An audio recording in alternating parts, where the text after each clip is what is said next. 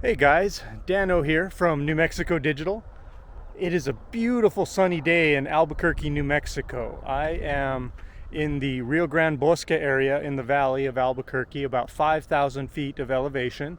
I decided to go out on a bike ride this morning, got up early, hit the trails, and I wanted to show you guys my rig here. I've been biking for probably 40 plus years, right, ever since I was a kid, and been biking on a big boy's bike for a good long time here in Albuquerque, and biked all around the city. I know the city pretty well, and I especially love the Rio Grande Bosque area, which a lot of you bikers here in Albuquerque love as well. I see you all out on the trail, loving it. It's great.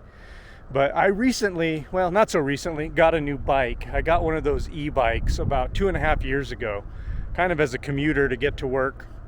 But it's fun. I was a little skeptical, but I got one here.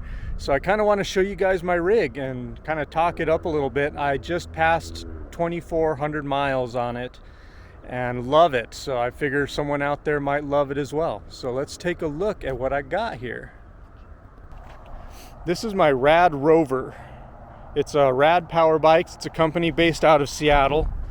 I've actually been to the facility and they let me take a test ride about 3 years ago or so, and I really liked it. So I had them ship it to me. It cost about $1,600, maybe $50 in shipping, and some assembly required, but not too much. So this is a 26-inch wheel you see up there, and a 4-inch thickness on the wheel. So it's a big old fat tire bike. It came with this little flashing light here on the back. The newer models have it attached to the battery, but this is just an external battery powered one. You can see the big battery right there. That's 48 volt, 14 amp hour battery. That's a big boy. And then up front it has a little headlight. I don't use it too much. I prefer a headlamp, but that is tied into the big battery there. So on the battery, you see there's a key switch. So it's on the on position right now. I can turn it to the middle to lock it, and then all the way down to remove it. So here on the handlebars, start off with the display. So right there, that's the power meter. I'm at 4 out of 5 bars. My trip meter, so I am at almost 13 miles. This is my mile per hour as I'm riding. This is the number of watts that I'm pulling from the battery, and this is the pedal assist level. So it has 5 levels of pedal assist. So basically, as you're pedaling, if you have any of the levels on, it will give you a boost to get you up to speed as much as it can. So if you're going uphill, you set the pedal assist to 3, it'll get you up to maybe 15, 20 miles an hour. If you're going downhill, it cuts off at 22 miles an hour. So over here, this is the controls. So I can toggle through the pedal assist right here, up and down, and then the mode will toggle me through the mileage and the total mileage. So if I hit the mode button and then look over here, now you see my total odometer, 2418 on there. And if you hit the top and bottom button together, you turn on the front light. This little guy is a custom rig. This is my Bluetooth speaker for my helmet. Always wear your helmet. That's where your money maker is.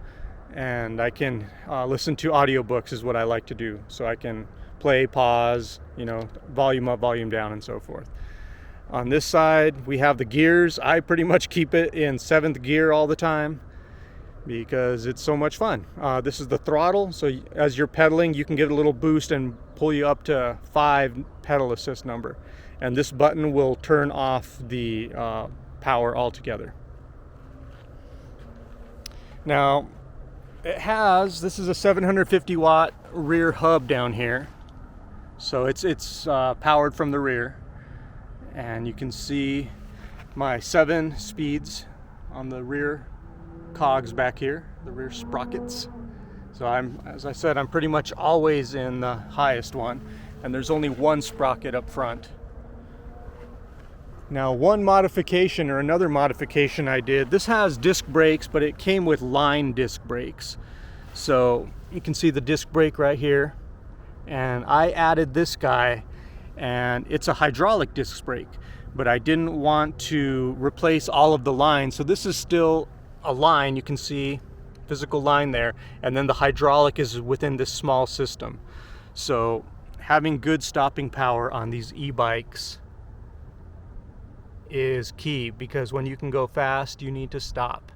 So you can see that X-Tech brand hydraulic. And one of the bonuses, because all the hydraulics are contained here, I was able to reuse the line for the original line disc brakes, and I didn't have to replace the whole line with the hydraulic line, and I didn't have to replace the handles either.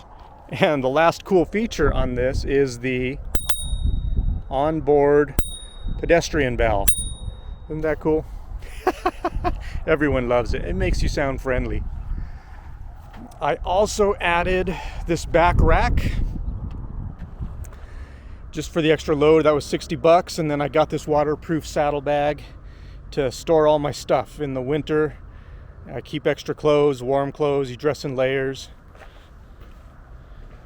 But I also have an extra tube, U-lock, pump, all sorts of extra gear in there, some water, maybe a snack, and that's what you do.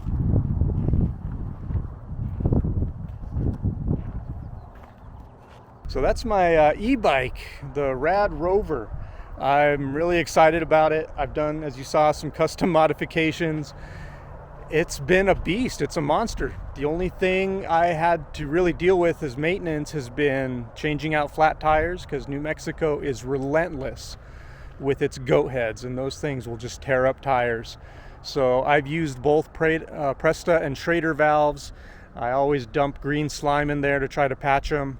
I throw in those Mr. Tuffy plastic strip liners, everything you can do, but man, it's hard to beat New Mexico's rugged goat head terrain, especially later in the summer and autumn. The goat heads really roll out. So that's the scoop with the e-bike here. Hope you dig it. Let me know if you guys have any questions. Be sure to do all the likey, subscribey stuff. Thanks for checking out the video. Bueno, bye.